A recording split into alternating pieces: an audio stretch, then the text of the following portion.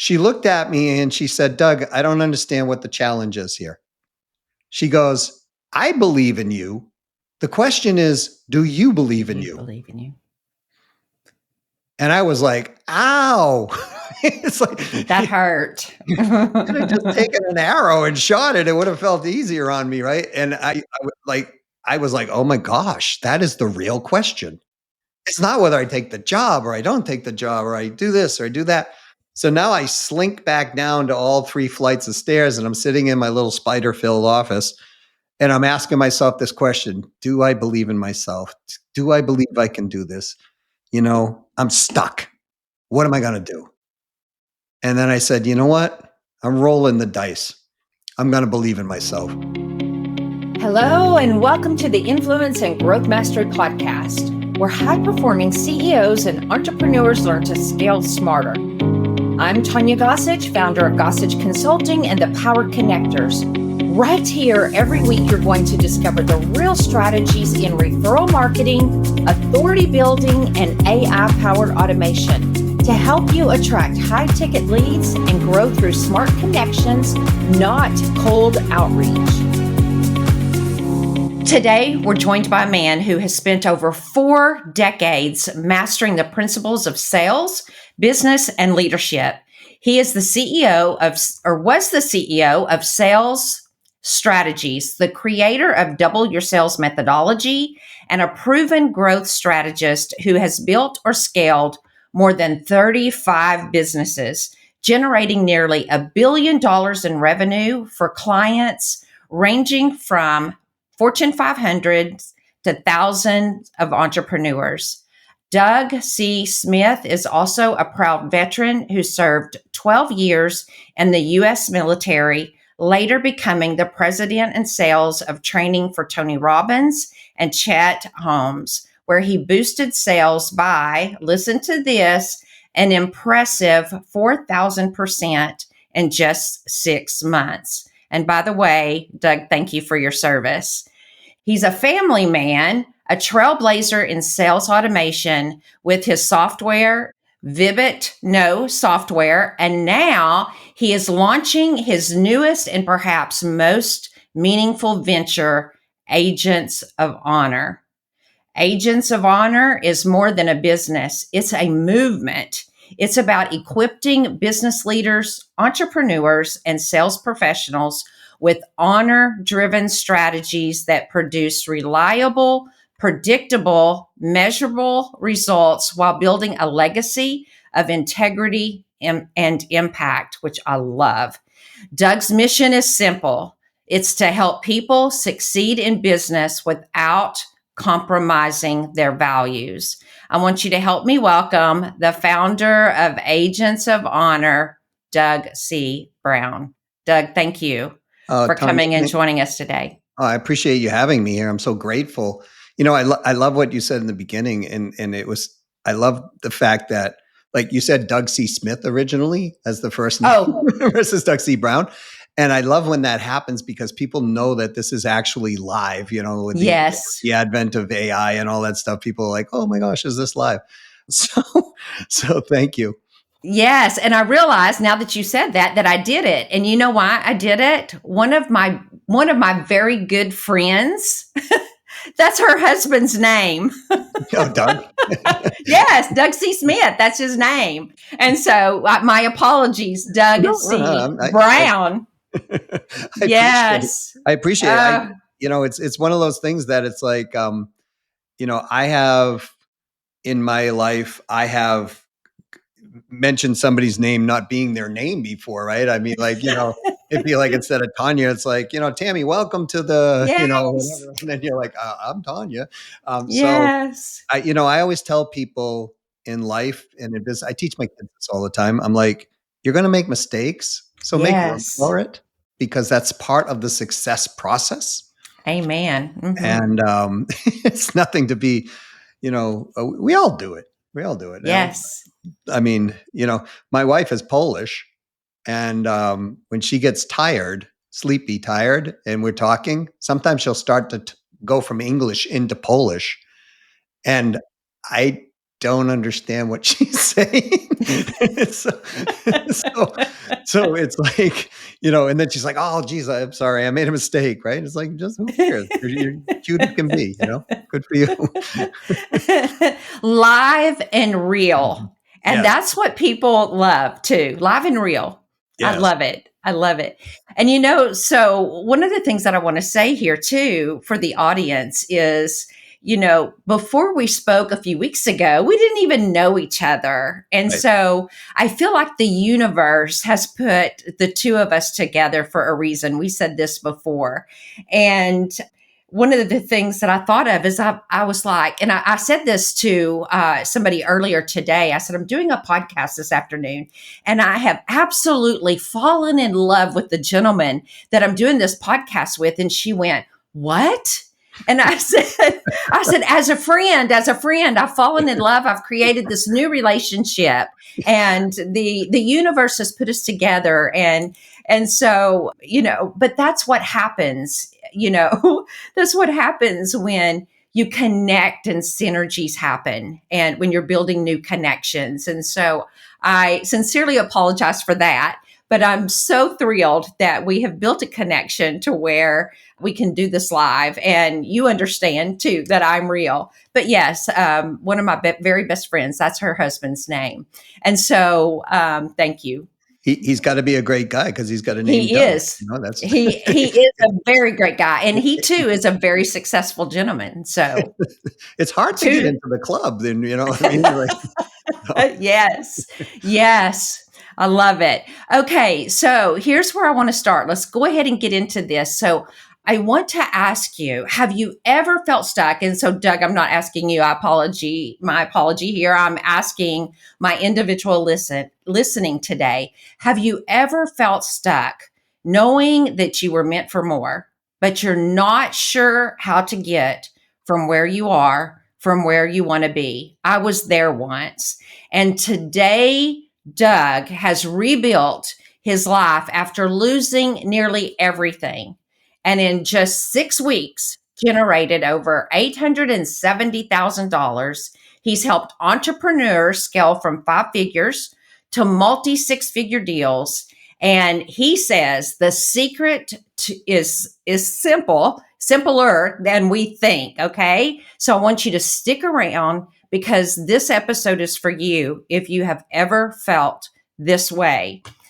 And so as we get into this, Doug, I want to start by asking you at the beginning of your journey, as you're getting into, your entrepreneurship journey, because there's so many people that will listen to this.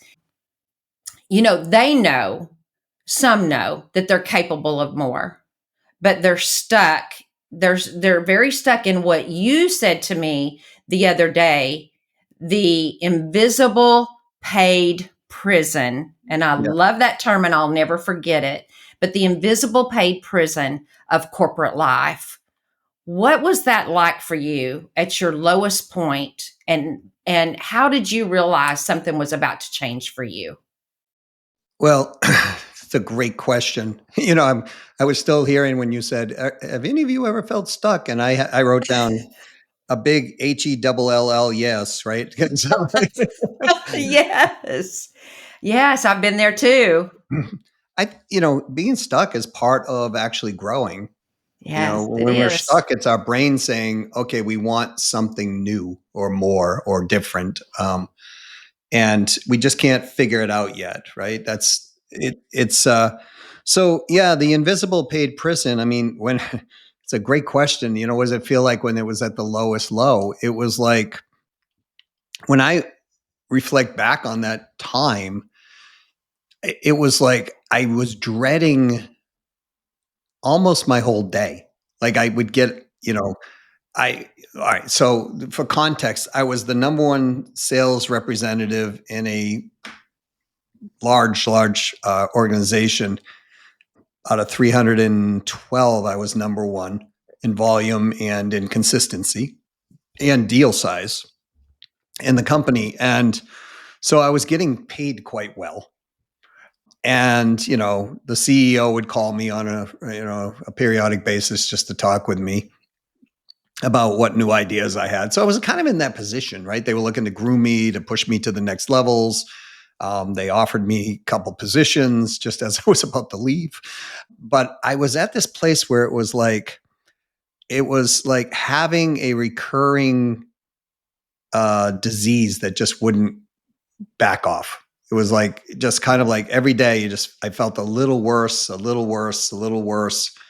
And it got to a point where it was like I just can't live like this anymore. But the challenge was I was the only breadwinner in the house and I just had two newborn, like new kids. And it's like, okay, so what happens to health insurance?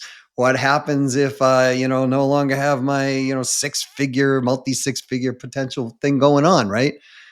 And I was just honestly got to a place of depression where all I started talking about at times, I'd get together with my friends and they'd be like, "Yeah, dude, you're doing really great." And I'd be like, "My life sucks." Right? Sucks. Right? Yes. They'd be like, "What are you talking about?" Right? And I'd be like, I hate getting out of bed in the morning.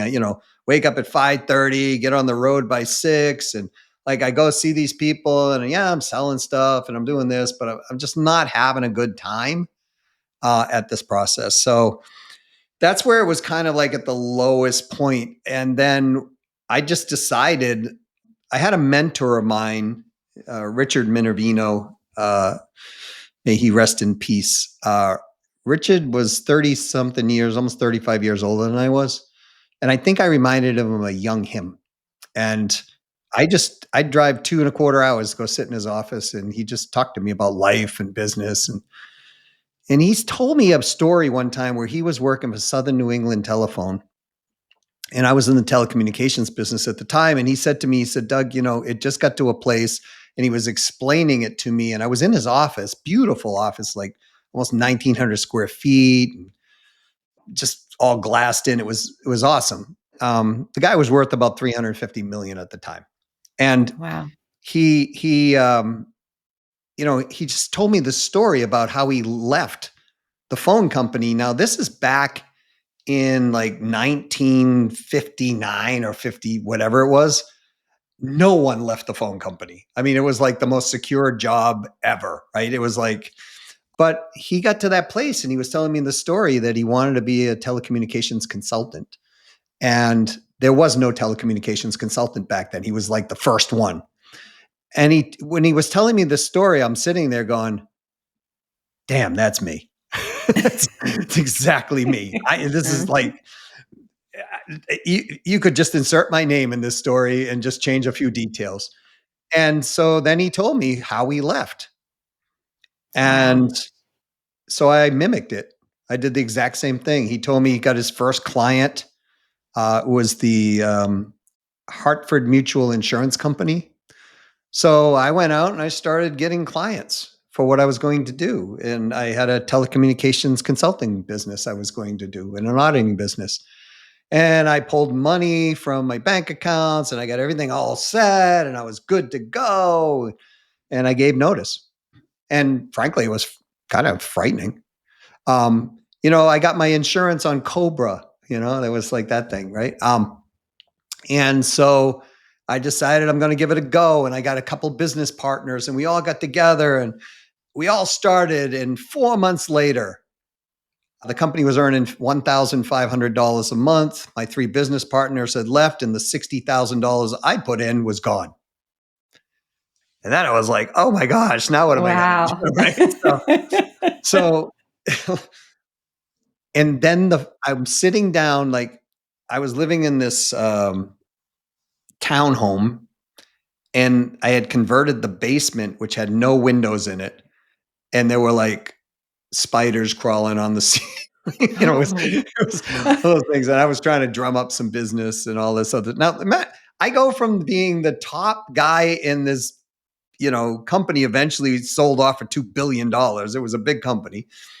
And I go from that to like watching spiders crawl across the thing, like losing money, no partners. And I'm trying to like figure out what I'm going to do. Long story short, the phone rings and it was the company that I worked for. And they said, "I want you to come back to work for us." And I said, okay, what are you talking about? They said, we want you to do this and we're going to pay you $450,000 a year. Wow. And I was like, what are you talking about? Like, no, like I'm looking up at the sky going, stop it. Like, please, like, no, right? Because I knew if I went back, Tanya, that was it, right? You get almost, half million dollars a year. And now the next level up is putting you over half million. And then you're like getting close to the $1 million, right? And I was like, so I sat there and this is what happened. So at the same time, a friend of mine called me. His name was Jay Conrad Levinson. He wrote a book series called Guerrilla Marketing. He told me about this guy named Chet Holmes who wrote a series of books. But he wrote this really good book called The Ultimate Sales Machine. And so he said, go to Chet's training. I think you deserve this. And I said, all right. So I went, and then it was like the same day this happened. And I went there and I watched the training, and it was $4,000 for this training, or you could pay it in installments. It was higher. And for some reason, I just said, you know what? I took my credit card out. I said, pay it in full. And then now I'm $64,000 in debt, $1,500. I'm trying to deliver what I'm going to do. And I decided, you know what? I'm going to go up and tell my spouse, I just spent $4,000. You'll see it on the credit card thing. And I walked up and the two kids were in the kitchen and she was, making something for them. And I'm like, it was 3 flights up this townhouse to get to this place. And I walk in and I go, hey, I just want to let you know, I just spent $4,000. I did this. I'm really confused. The company called me back. They're offering me 450 grand. She goes, well, what do you think you're going to do? I go, I just don't know. She goes, okay. And I'm like, that it? And she goes, yeah. And I turn around and I start walking away and I'm going down the stairs. Like I got 3 or 4 stairs down. I'm like, no, no, no, no, no, no, no, no. That was too easy. Right. So I come back up the stairs and I go, I just want to make sure you heard what I just said. And she said, yeah, I heard you. Yeah. And she's now, feeding the youngest one. And I said, everything good? She goes, yeah. And I go, all right. So I go downstairs. Now I get all the way to the bottom step of the stairs and I'm like, this is going to bite me. I know something's. So I come back up the stairs and I walk into the kitchen and I go, wait a minute. Did you hear what I said? Everything. Yeah. She looked at me and she said, yes. And I want people to write down this if it resonates with them. She looked at me and she said, Doug, I don't understand what the challenge is here. She goes, I believe in you. The question is, do you believe in you? Believe in you. And I was like, ow. It's like that hurt. Could have just taken an arrow and shot it. It would have felt easier on me, right? And I was like, oh my gosh, that is the real question. It's not whether I take the job or I don't take the job or I do this or I do that. So now I slink back down to all 3 flights of stairs and I'm sitting in my little spider-filled office and I'm asking myself this question: do I believe in myself? Do I believe I can do this? I'm stuck. What am I going to do? And then I said, you know what? I'm rolling the dice. I'm going to believe in myself. And call back the company, said, sorry, I'm not taking the job. And I went back and got back to work. And that company, by myself, I had no partners, just by myself, I sold $998,500 in the next 15 months. Amazing. And so give context on $1 million worth of volume, we were picking up 20% of that on a residual basis for 3 to 5 years. So here I am now making $250,000 within a year. And that relationship of making that decision led me on to getting involved in the training industry because I was helping Jay Levinson. I was helping other training companies, now even with their telecommunications. And that introduced me to Chet Holmes. And then I started working with Chet's company. And then eventually, not very long, within a year, I ended up becoming the president of sales and training as an independent for that company, still while building my company. And, then I just started making way more money than I ever have, in my lifetime at that point. So, that's kind of the pathway that it took me. I know that was a long explanation, but I hope people who are listening are going, okay, you know, I don't know this guy, and trust me, I didn't, I'm a C student in school, so, maybe B minus. Uh, it was one of those turning points that I never forget, because when entrepreneurs get stuck in this place, we got to go back to our brains, because that's where we're stuck. We're not stuck most of the time business. Most of the time, a business issue really is a personal challenge of some It sort. really is. Yes. There's so many good nuggets that you mentioned, throughout what you said. And I want to go back to, feeling trapped, recognizing whether or not it is the invisible prison, or is it just a rough season that people Yeah. are going through. What resonates a lot with me, and I'll just share just real quickly, you know, the hustle and the hustle and the hustle, and then you get depressed, and you start second guessing what you're doing. Are you in the right place? Are you in prison? And so something very similar happened to me, in that I became so what I felt was overworked, and decided that I too was going to leave my corporate role. And when I turned in my notice, I was going to go into insurance. And when I gave my notice, I got a call from the CEO, and this resonated with me, because you said you got a call back to return to the job. But I got a call from the CEO, and the CEO said, "We don't accept your resignation." And I remember saying, I didn't know that that was an option. I didn't know that corporate leaders could not accept a resignation. And he said, "We don't accept it. You can't leave." And I said, "But I'm leaving." And he said, "No, you're not." He said, "I want you to clear your schedule for Friday, and you will be here." They were 2 hours away. "You will be here in the president's office on Friday, and I will meet you there.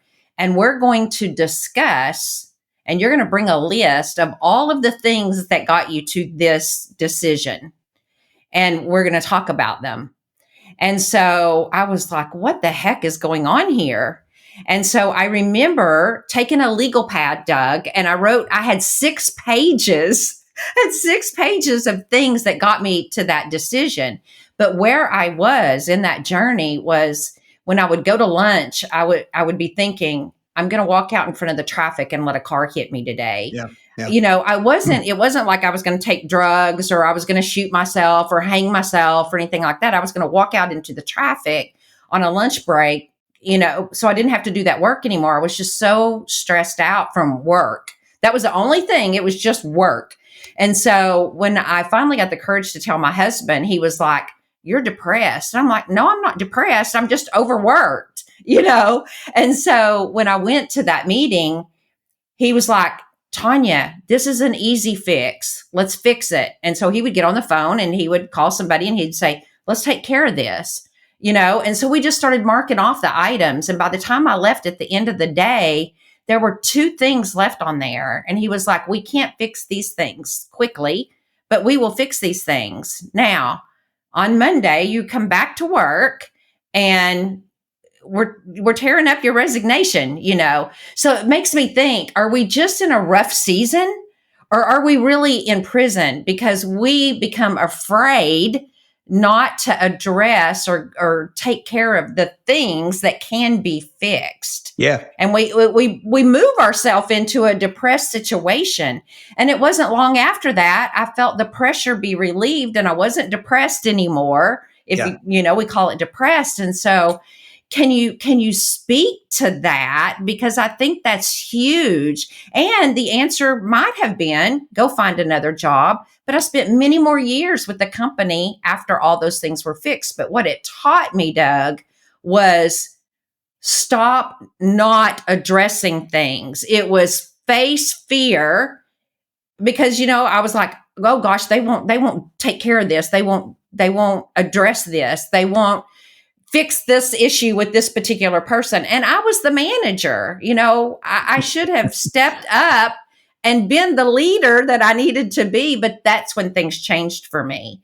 So, are we in rough seasons sometimes, or are we truly in prison? It's an excellent point you make. So, for me, what happened, and I'll address the question. Before I started making this decision, what happened was I had this triumphant month of selling. So we had different teams of 9. And I was on a team of 9, and then there was other states and cities that had 9. And I outsold 1 month 4 teams of 9 combined. Wow. And so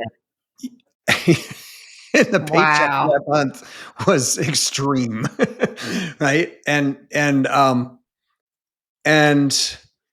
I think what happens to people, and I agree with the seasons. Now, here's the thing: once people understand what we're about to discuss, I will preface this by saying, if Steve Jobs said this, if you're just having too many bad days in a row, it's your body signaling your brain saying it's time for a change.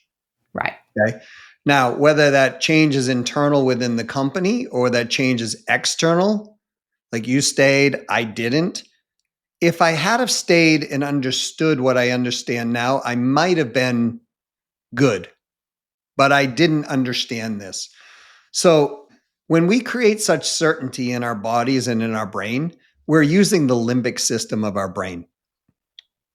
So for those of you who don't know what the limbic system is, it's the part of our body that contains, for the lack of terms, let's keep it simple, 2 main distinctive parts. One part says, we got to take action now and conserve as much energy as possible. And the other part says, is this a threat? Yes or no? Right. So when we are in this negative state, we are so certain I'm in a paid invisible prison.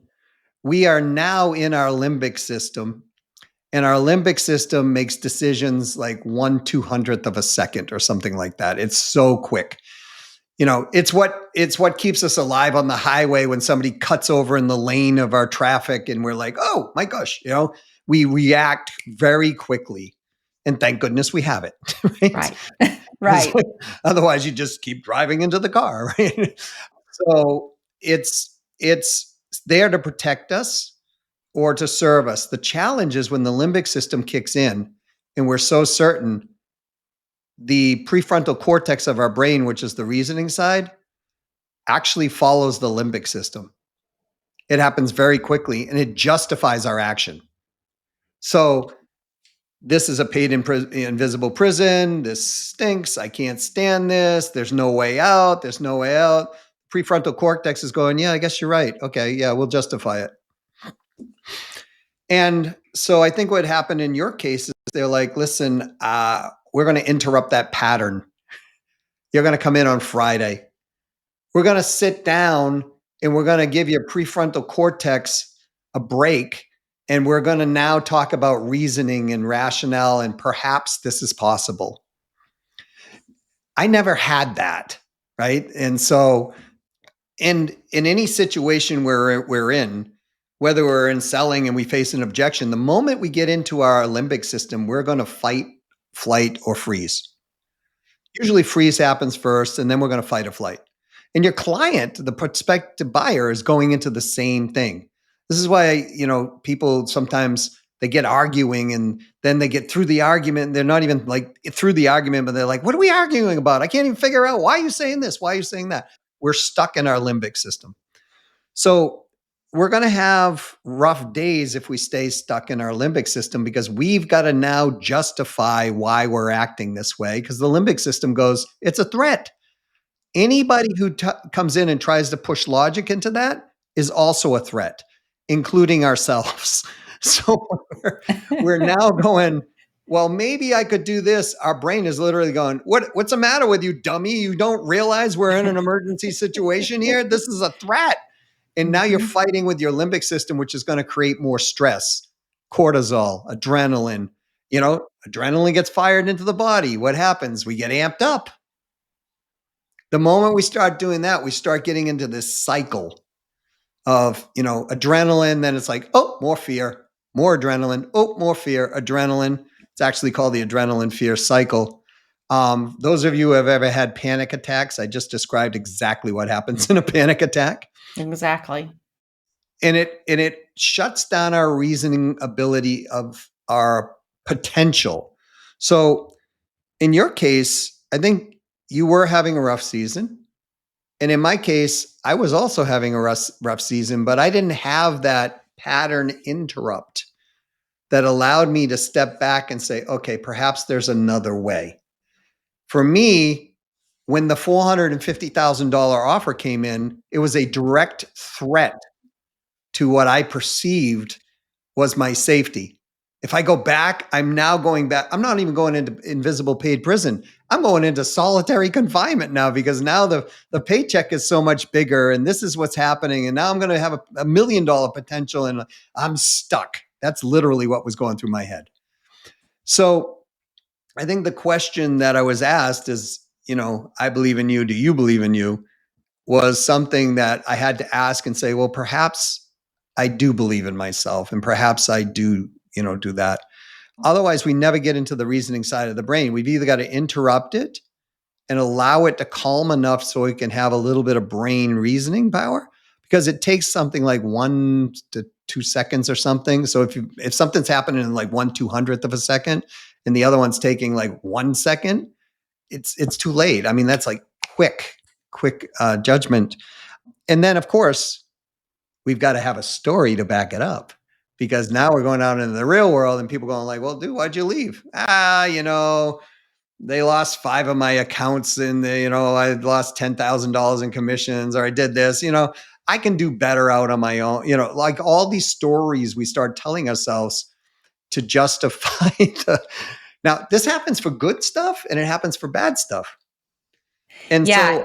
so, that's what I think, to answer your question is, I think a lot of us are just having rough seasons.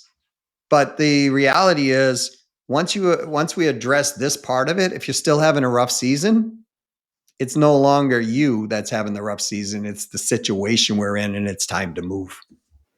And so what I love about that, and this is where I want to segue into, is once you believed in yourself, you didn't take that offer, you believed in yourself and you made that next step. What you did was you took, this is what I believe you did, and this is what I did when I finally left, was you took the knowledge, the expertise, the skill set that you had, and the belief that you had in yourself, and took that leap of faith into your next thing. Yes. And then what you did was you left behind all of the negativism that was there, and look what you created out of that. And I think some people sometimes have a hard time because of what happened, taking that next step and believing in themselves. And so that's what I would love for you to talk about is how can we get those people to move from where they are to where they want to be, because they have a hard time believing in themselves because of what just happened to them. That hurts them so much that, gosh, I just don't think I can do it. I don't know how to do it. I don't think I can. But when I tell them you have so much expertise, you have so much knowledge, you have so much to take you into that next step, they don't see it.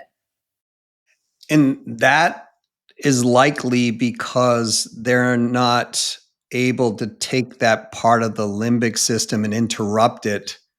And they've created a habit over their life to keep them safe. And so the habit works, just not optimally, right?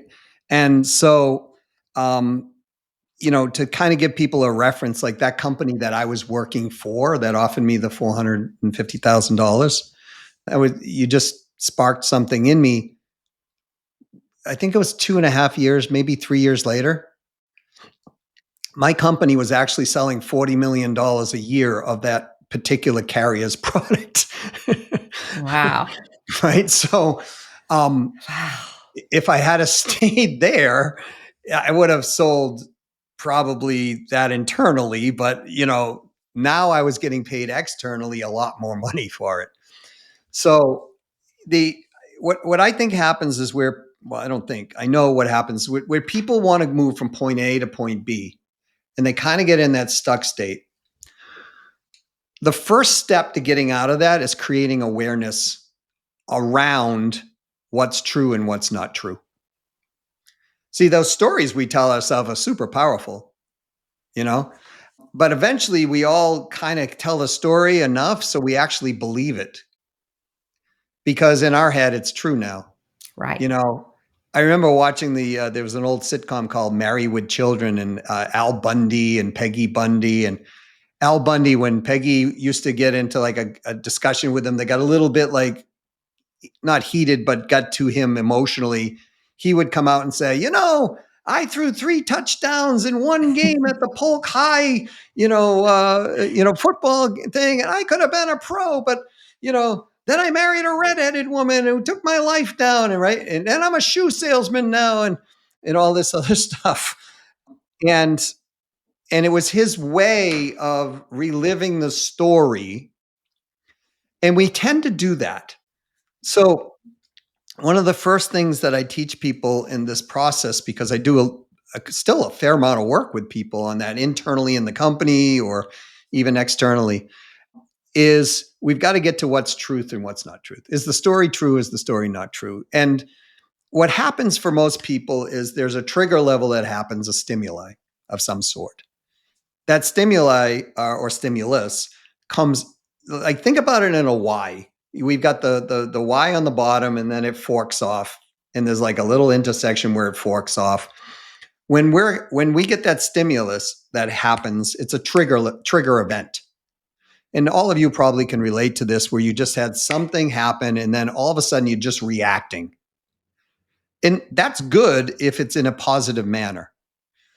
But we have had things in our childhood and growing up that have created some trauma where we have then tried to compensate for that in a certain behavior. Right. So, like, when I look back on my life, I grew up in an environment where good was never good enough.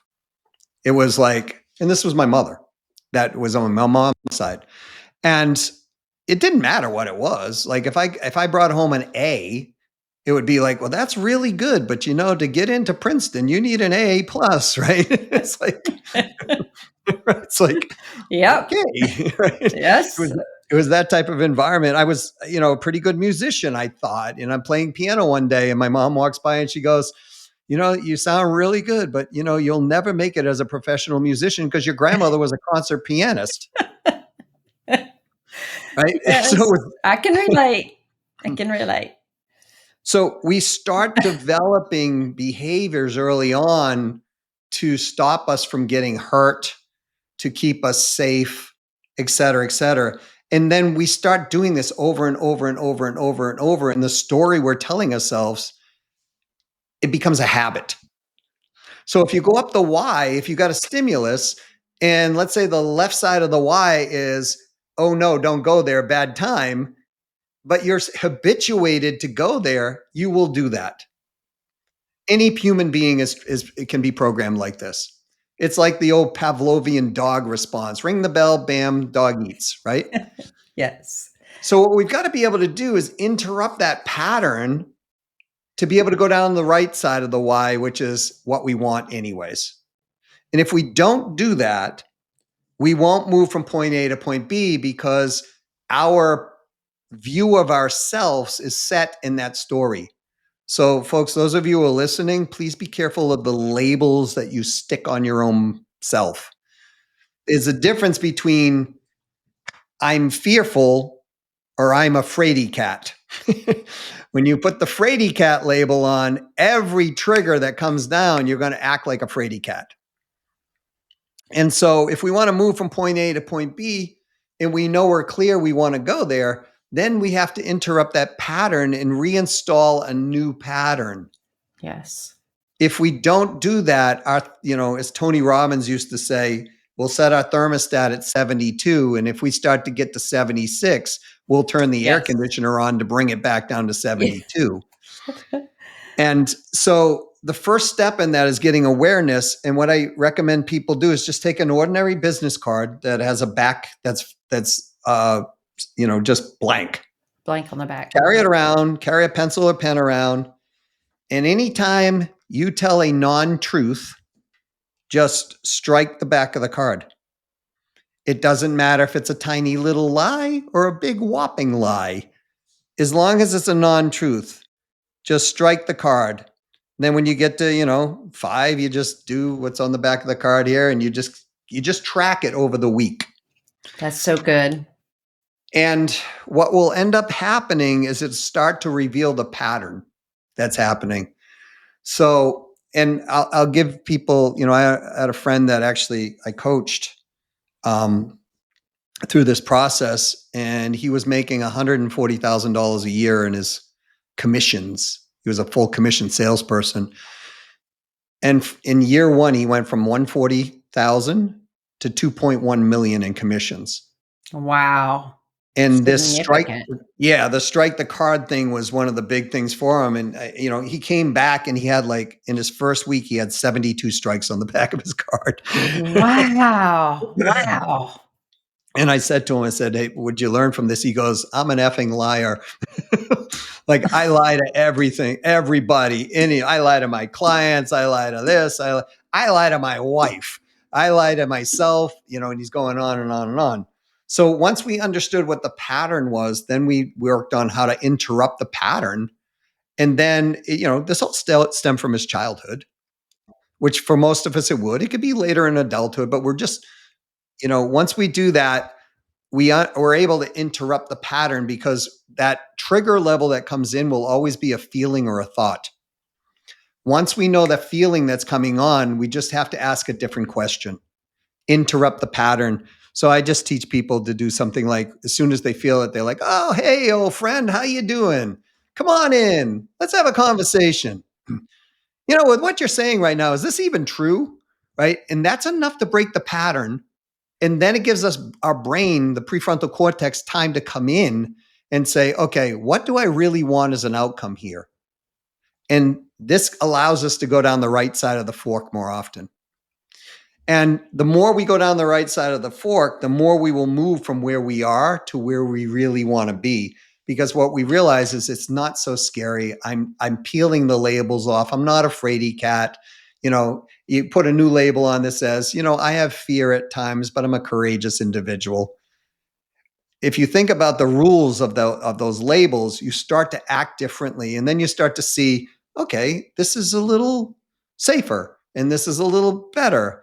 I'm more confident in my ability. And we start to make decisions from that point of view. And those of you who run companies, trust me, if you're in a stuck point, this is likely what's happening.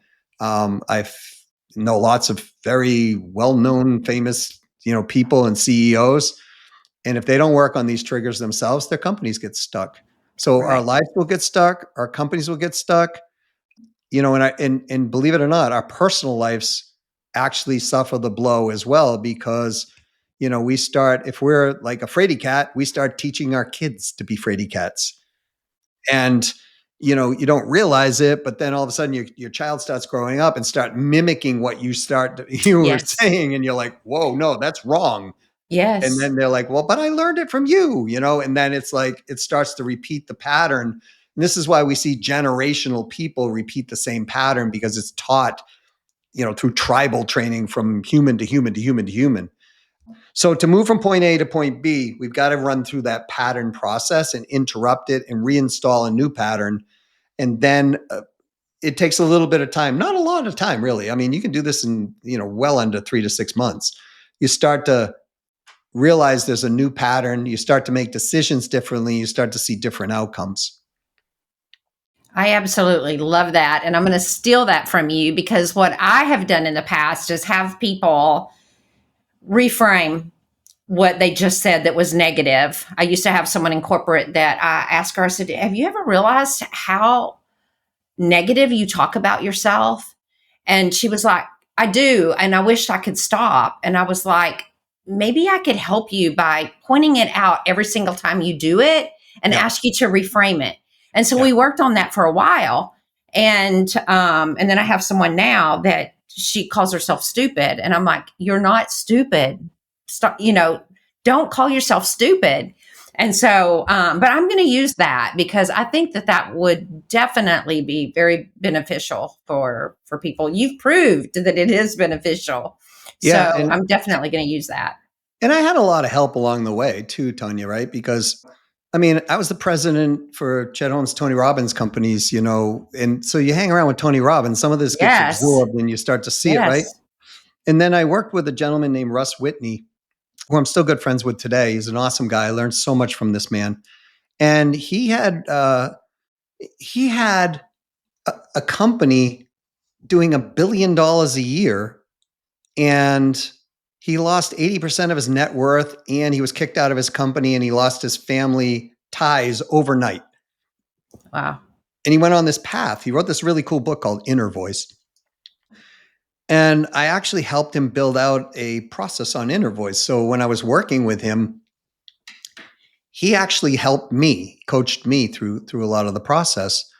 I had some grounding in this thing, but I mean, I remember to your point, to your clients, he called me one day and he goes, "What the hell is wrong with you?" He said, "That's how the conversation opened." I'm like, "What are you talking about?" He goes, "Have you read your emails?" And I'm like, "Yeah, what?" He goes, "They're super defensive." I Oh, said, wow. "No, they're not." He goes, he's like, "They're super defensive." I said, "Russ, my emails are just explaining points." He goes, "Read your emails and call me back." And I was Wow. reading through the email and I was like, "Oh my gosh, this is super defensive. Oh my gosh, this one's super defensive," right? And so it takes sometimes somebody from the outside, like you're doing with your client, saying, let's reframe this negative, because as soon as we're doing that, it's actually doing the same thing that the truth card's doing, right? It's showing that we're having this pattern. And it's a lot easier to see from outside the vehicle than inside the vehicle when you're looking at certain things, right? So, And and you that don't came, necessarily mean it that way. no, no. You don't understand what you're doing. I think I'm one of the nicest people, that I know, right? And so when I reread my emails, I was like, oh my gosh, that was like cut right through. Didn't have to phrase it that way. But that's what I knew to survive. When you grow up in an environment, good is never good enough. You develop defense mechanisms. One of them is just learning how to cut somebody down before they cut you down. And so, we all go through that process. The other thing about taking that one step to the next step, you got to have a bit of patience, because it does, this is one thing I disagree with Mr. Robbins about. You can change your life overnight with just one decision, like in that time frame. You can make the movement in that direction, but if Right. you look at Tony's training, it's all about constant reinforcement and constantly and never ending improvement. So um, it's a process that when we begin this, it's kind of fun. Then when you get into it, it's not as fun anymore. So we tend to go, okay, no, that's like going to the gym, and then you're like the first, you're like, I'm gaining some muscle, and then you take the next level up where you're working out with the heavy duty bodybuilders, and they're like, yeah, grab this weight, kid. And you're like, the next day you're feeling like, oh my gosh, I can't move. Yes. And so you've got to be, we've got to have a reason why we want to power through it. And if we don't have that reason why we want this, and we don't identify that, most people will go a certain way and then they'll stop, but they haven't literally cleaned out the attic enough. And there's still a lot of this old junk still hanging in there. And then what they'll notice is that junk will rear its head under stress or under pressure. And so it's just a constant reinforcement process of that. And I mean, really, when it comes down to it, I think part of this, Tonya, is we have all been trained as human beings to go like the end goal will make you happy. And Yes. and so we all like fall into line with that. Like, hey, when you're growing up, you got to get an education to be able to get a good job. You got that good job so you can get security. When you got security, somebody will love you and then you'll get married and you'll have kids. But, if you don't have that good job, she ain't coming around or he ain't coming around, that type of thing. Right. So it's all this constant reinforcement of we've got to get to the end journey and then we'll own it. And then you get divorced and lose everything like I did. Right. So True. True. because it's not the end journey, it's the actual part of the journey on the daily basis we're supposed to be enjoying. But we're not taught this stuff growing up as children. We're taught, you got to have this. If you got to, God forbid, you got to be, or Buddha forbid, or any religion we want to call, right? Forbid that you got a B minus in school or a C plus. I mean, my gosh, you're never gonna make it, right? It's Yep. not true. It's Yep. just the rule that's set up, and then those rules get reinforced by systems in society. But I can tell you, I know a lot of millionaires and multimillionaires, and even up to the B word, and many of them didn't get better than B minus, C plus in school. Some of them didn't even finish school. You're so right. I was thinking about that yesterday. I was thinking about, I know probably just as many that don't have college degrees that are as wealthy or wealthier than those that have college degrees. Yeah. And in today's world, there's probably going to be more with the rising of artificial intelligence and what's out there today. There's probably going to be more of those rising above those that have college degrees with what's at our hands today. Another thing that you said that made me think, even for myself, my work ethic and the things that I do, I have to stay aware for my employees because, I remember mowing the lawn and getting off, and my dad say, "Are you finished?" And he'd say, or I would say, "Yes." And he'd say, "Let's go check it out." "Oh, well, you missed this strip right here. So get back on the lawnmower and finish it up." Or we would, dig up potatoes or, pull the okra or whatever. "Well, let's go check it out." "Oh, well, you missed a potato. So get the hoe and go back through and make sure you got them all." And, or washing the dishes. It didn't matter whatever we were doing. It was double checked. Right. And so, the micromanaging things come into play. And so I have to constantly remind myself, if it's small and it doesn't matter, let it go. If it matters, then address it. But if it doesn't matter in the scheme of things, don't be your dad, because it doesn't matter. And so, boy, I tell you, like you say, we are brainwashed. I'll use that word with those Literally. things sometimes, and it's hard to overcome. And you have to constantly train your mind because they do come back. It's They even do. like the things that you were traumatized with earlier in childhood or whatever, those things do come back. You are constantly, it's a battle that you have to overcome. So the last thing that I want to talk about before I ask you to share people where they can find you, because you said something when we met that was so good. And that was lead flow plus workflow plus mind flow equals cash flow. Yes. Unpack that formula and why mindset is such a big part of that. Well, the mindset is a big part of that because that's the part that will actually stop you from doing lead flow or workflow. Plus workflow. Right? So, as you were, as we talked about, like Agents of Honor is a new company for us that we just started, right? And I'm actually helping people to achieve a six-figure income in the insurance business, primarily life and then health. And I've got a friend who I've known for, gosh, going on 35 years now. And, the first part of, he was in the corporate world, and then he's getting a little older now. So what he's finding is he goes in the corporate world, he gets a job, and then they toss him out because he's getting too old, because they can hire people younger than he is and they'll pay them less. And he's been going through this for like 7, 8 years. And he finally got to a point, he's like, I can't do this anymore. And I said to him, I said, well, what do you want to earn? He's like, $150,000 a year. I'm getting close to retirement. If I can do that, allows me and, my wife, Laura, to be able to travel, and we go see the grandkids more, and I don't have to worry about the ancillary bills. I'm like, okay, why don't you come, do what I'm doing, and so the first step you've got to do is get your license. And this is not a lay me down, drag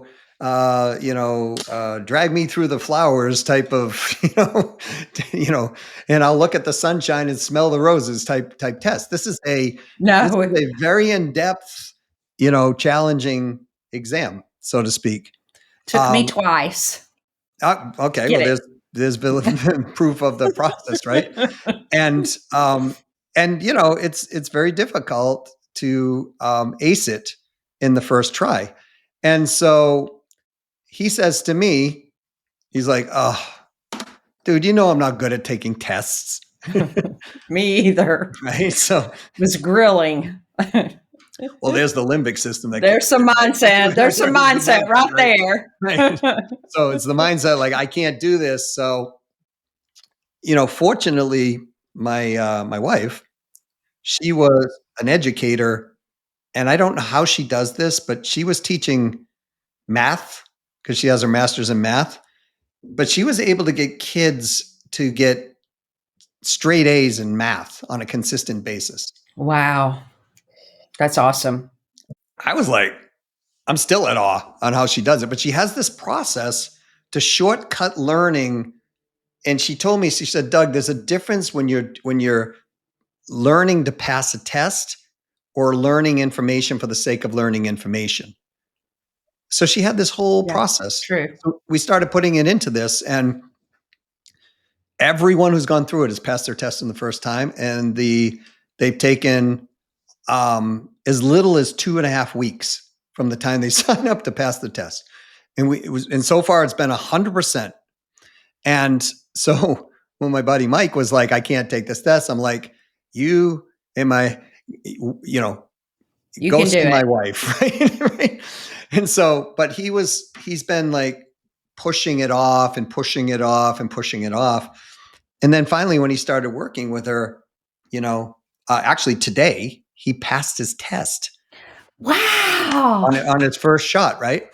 But it took him about 2.5 to 3 months to actually start really studying for the test. So that's the mindset. And then when he did, it took him a few weeks from that period of time to pass the test. And here's the fun part of this story for him. He, I called him today. I'm like, hey, he goes, yeah, that wasn't that bad, man. And I'm like, that's what we always say. And he tells me his score. I'm like, you're 5 points higher than I got. That's He's like, phenomenal. And so the reason I tell this story is because our mind will stop us from doing this other stuff. Mm-hmm. So lead flow is nothing more than creating either in or outbound methodologies that preferably are high producing and preferably as automated as possible. So like when I work with consultants, and I do a lot lately, the first thing we do is work on the mind flow component. And simultaneously, we get in over a year's period of time, you can't just do it all in 1 month, 6 new ways that are what I call high performing automated activities. And we get these 6 new ways pumping in new conversations, new leads coming through the door. And between the mind flow and the lead flow component of it, it just creates massive activity that we hold massive accountability to. I just had a gentleman, and he's been a consultant now for almost 20 years. And he just sent me a text yesterday saying, I have finally closed my first full pay multi six figure contract in 20 years. And we worked on this lead flow component of it, which kicked his activity up 20x. So, Wow. what I want people to catch out of that is when you have all of those kind of qualified leads coming at you, you have a different level of confidence. So asking for full pay now was like, if they say no, I got 12 more that are in the funnel here that I'm going to talk to, right? And so, magical things start happening. And then in the workflow is everything designed to convert that lead into a paying client and then expanding the sale on that process, getting new clients out of it, increasing the transactional value, increasing the buying frequency of the process. If we just focus on those three areas and we are consistent there, it will equal additional growth and cash flow. Now, of course, I anchor these things with math and metrics. Thank gosh I have a wife who's great in math, right? But that's the process. But that mind flow is really important because you will do what my good friend was doing and I would call him like every week. I'm like, when are we going to have this next conversation about you're not doing what you say you want to do? Because you tell me you want to take your wife on all these trips, but I mean, what is she going to do? You're going to carry her on your back because you don't have enough money. And I was having all of these conversations. He's like, leave me alone, leave me alone. I'm like, don't make me drive to your house. I'll talk to your wife. Right. And then I was just, because we're such good friends, I can do that type of thing. I was just pushing him along. But the thing he said to me, that wasn't really that bad. And he's like, and then he said these magic words, Tonya, was, okay, great. I got that done. Next week, let's get into selling. And I'm like, dude, if you were earning $12,500 a month, you just backburnered 12,500 times three. What is that? $37,500. That would have been in your bank account this month, right? Right. Right. It's like, Wow. anyways, so yeah, that's what that's all about. Fear is so gripping. I mean, just the thought of him not passing the test just had him paralyzed. Yeah. And taken him so long. But then once we step out and we do it, it's never as bad as what fear told us it was going to be. Never as bad. See, the fear is the thing that actually hold us. Like the challenge is people try to move fear to buying confidence immediately.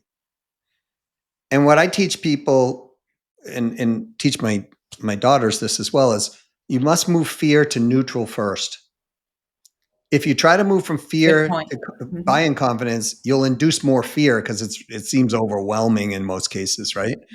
Now, yeah, I mean, you're running through, you're in the wherever and there's a tiger chasing you and you can get up a very tall tree, skip the neutral, like jump right exactly. up, right? But yes. in most cases, especially if we're like selling something, I've never heard a story of a buyer trying to open the window and throw somebody out the window because they said no to, to their offer, right? That type of thing. And we learn this fear from exactly what you were saying about, the certain things about being nitpicky about the lawn and all the things with your dad, right? Because we as human beings want to serve our template of love. In your case, that, in my case, my mom, we want to serve that template of love because we want love and acceptance from the people that we deem are important because it's important to our own ego and psyche, right? To be able to have that feeling. The challenge is if we carry this all through our life and we don't get in touch with that, we shortchange our own life because we're still trying to serve that master. And in some case, that master is not even alive any longer. Right.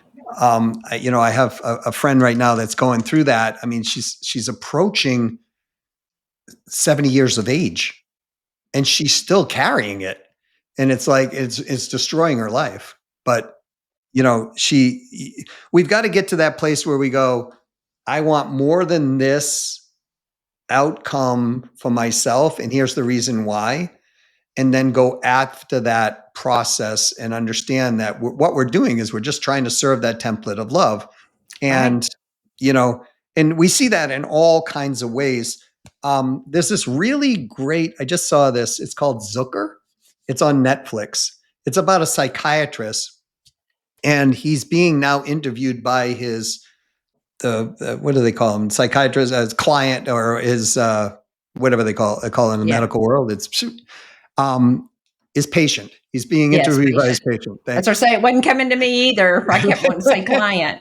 That's how you know it's live, folks. And the thing is this, he's super, super, super good at what he does and what he was teaching his patient. But they found out he has Parkinson's disease. And, it's kind of like he's trying to give back all his like secrets and tricks and tools. And he talked about one thing. He said, we all have a shadow, and he calls it also Project X. And that shadow is always whispering to us from our past. And Project X is always trying to sabotage that process of which we're trying to do. And he said, there's 3 things you're never going to get away from. He says, you're going to have painful moments, you're going to have understanding, and you're going to have work. And he said, those 3 never end.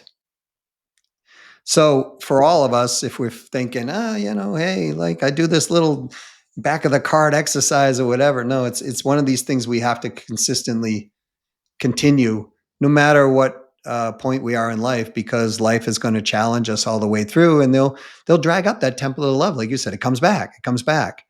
And, I've talked to people that their parents have been dead for, 50 years and they're still, it's coming back. Right. Yeah. So, but just to understand and make room for it, and it's okay. It's just part of being human. Yeah, it is, for sure. Doug, this has been great. So tell people where they can find your website, and if there's anything that you would like for them to do, share that with them today. Yeah. Okay. So there's actually 3 websites. One's called agentsofhonor.com. That's our insurance business. We have a proactive, meaningful SaaS product that is steeped in follow-up. So personalized, meaningful follow-up. With a CRM system that's called Vibitno, VIBITNO.com. So you can agentsofhonor.com or Vibitno.com. If you want to reach out to me directly, the best email address is doug@ceosalesstrategies.com. So that's plural on the sales, plural on the strategies.com. The website is obviously that URL. If you want to know a little bit more about me, you can just type in Doug C. Brown, revenue growth. I'll be everywhere on purpose. We have a newsletter that we put out at ceosalesstrategies.com/newsletter. Really good content, no holding back on the content of truth. And my LinkedIn is Doug Brown 123. And if you do Google me, please use the C. That's the middle initial. And because if you Google Doug Brown, I will come up as a professional hockey player, which I am definitely not.